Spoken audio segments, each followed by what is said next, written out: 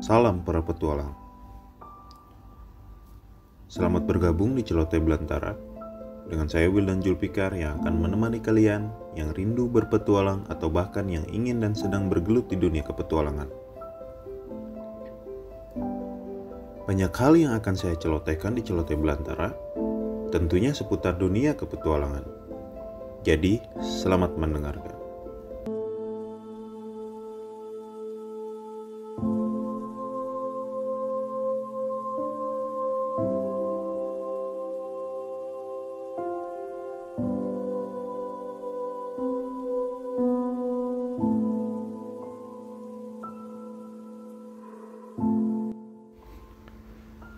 Pada pos kali ini, saya akan berceloteh tentang hal yang berhubungan dengan survival. Pada sebuah pendakian, tahapan persiapan tentu menjadi modal utama suksesnya pendakian tersebut. Namun tidak bisa dipungkiri, alam sukar diprediksi yang kadang menyudutkan kita dalam kondisi tersulit. Misalnya kita kehabisan makanan ketika pendakian. Lantas apa yang harus kita lakukan ketika hal itu terjadi?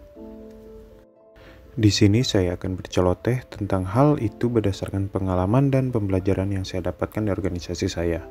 Namun tentunya mungkin di antara kalian ada yang lebih luas pengetahuannya. Semoga kita bisa berdiskusi untuk menambah wawasan.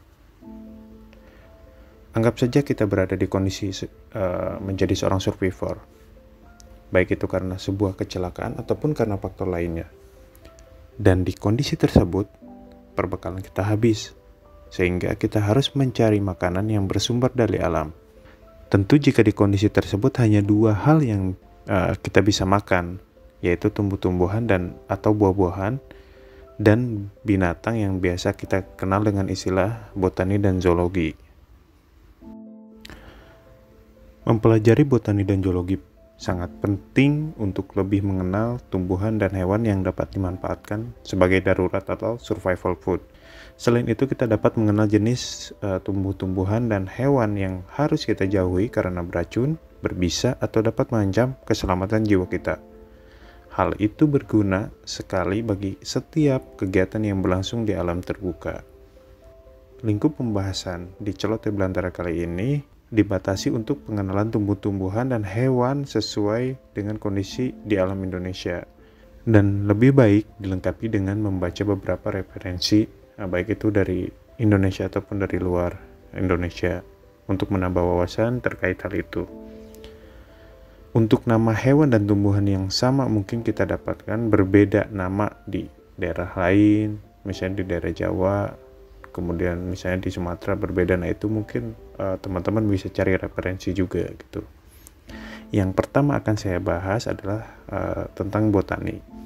Agar lebih mudah, saya bagi menjadi dua deh. Jadi tumbuhan itu ada yang bisa kita makan atau berguna, dan ada tumbuhan yang membahayakan atau beracun. Pertama, tumbuhan yang dapat dimakan. Bagian tumbuhan yang dapat dimakan dan memberi energi yang cukup adalah jenis umbi, kemudian buah, biji, dan daun. Dan ciri-ciri tumbuhan yang dapat dimakan yaitu kurang lebih sebagai berikut nih. Yang pertama ada bagian tumbuhan yang masih muda atau pucuk, tunas misalnya. Terus tumbuhan yang tidak mengandung getah. Tumbuhan yang tidak berbulu kecuali jenis begonia ya. Tumbuhan yang tidak berbau kurang sedap. Jadi kalau misalnya ada tumbuhan yang baunya menyengat ataupun hal lainnya itu lebih baik dihindari dulu gitu. Terus ada tumbuhan yang dimakan oleh hewan, terutama hewan mamalia ya. Jadi kalau misalnya hewan makan itu tumbuhan, berarti itu aman karena dia juga nggak apa-apa gitu. Dan hal-hal yang perlu diperhatikan sebelum memakan tumbuhan adalah makan tumbuh-tumbuhan yang telah kita kenal gitu. Jadi misalnya nih teman-teman cari referensi di luar segala macam. Tumbuhan yang sudah kita kenal ini maksudnya jadi sebelumnya misalnya kita cari referensi nih tumbuh-tumbuhan apa aja nih yang bisa dimakan segala macam. Kemudian misalnya kita udah pernah makan lebih baik gitu. Ataupun sekedar mengetahui bahwa ini aman untuk dimakan, nah itu lebih baik juga gitu. Dan disarankan mencari tumbuh-tumbuhan yang emang kita kenal gitu jenisnya. Terus selanjutnya hindari jenis tumbuhan atau buah yang mempunyai warna mencolok. Nah ini juga kita harus berhati-hati gitu. Misalnya tumbuhan yang buahnya berwarna ungu gitu. Karena biasanya berdasarkan beberapa referensi dengan buah-buahan yang berwarna ungu ini dikhawatirkan mengandung racun alkaloid gitu. Nah teman-teman bisa cari tahu lah apa itu racun alkaloid ya. Kemudian memeriksa terlebih dahulu tumbuhan atau buah yang akan dimakan dengan cara mengoleskan ke tangan, bibir, atau mencicipi sedikit gitu.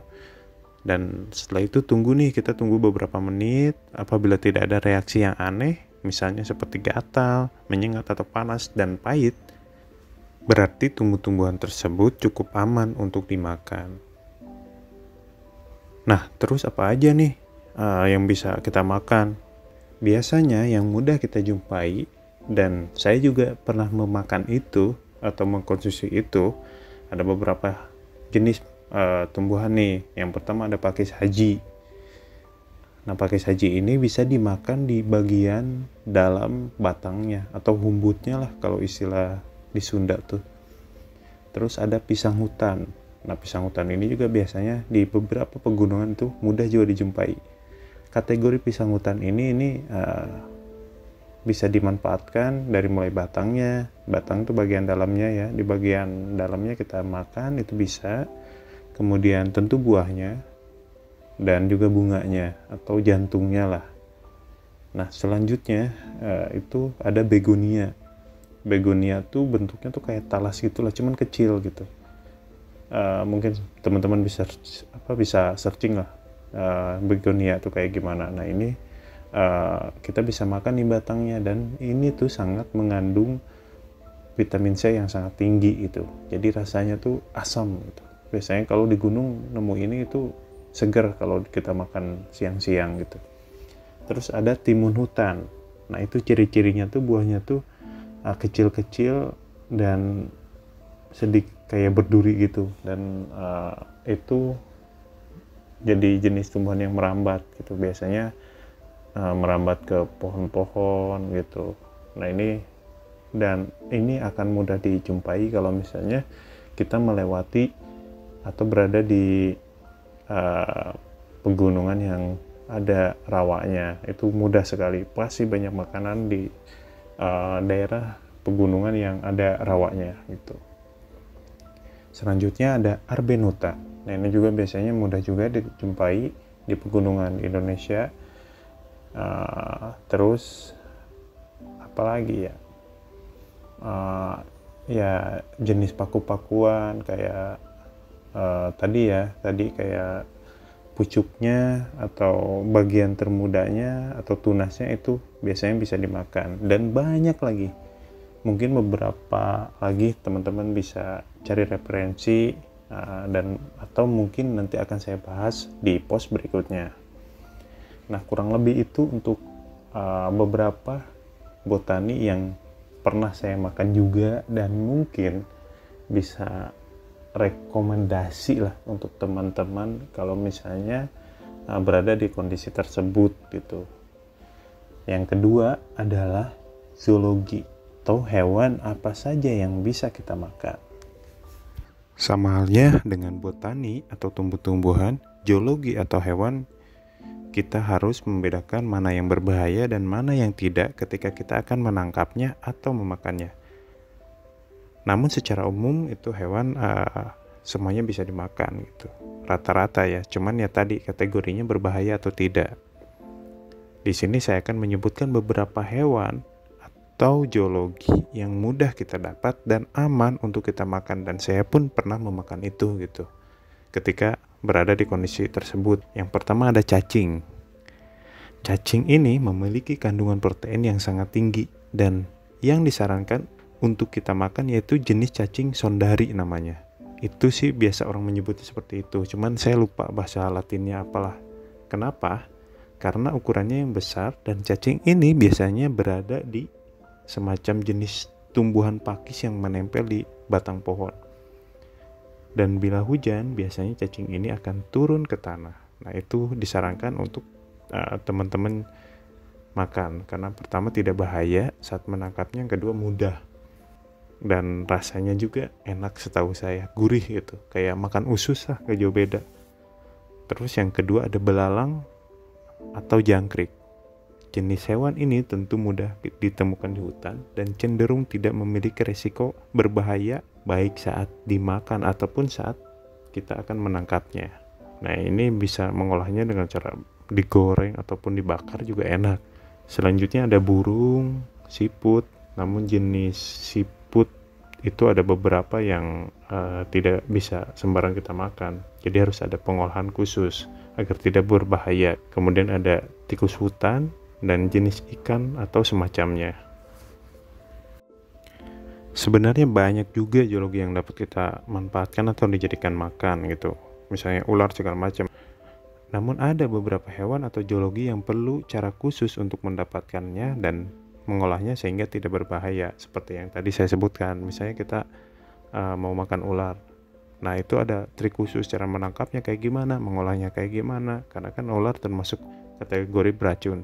Tapi disarankan kalian mencari hewan yang emang itu pertama mudah, kemudian tidak berbahaya, kayak yang tadi saya sebutkan contoh-contohnya gitu.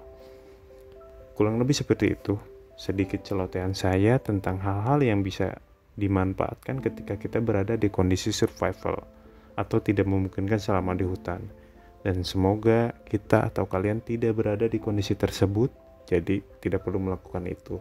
Tapi minimal kita tahu sedikit ilmu tentang hal tersebut sebagai bentuk safety untuk diri kita. Dan mungkin di post berikutnya saya akan berceloteh cara mendapatkan dan mengolah botani maupun geologi yang aman untuk kita konsumsi.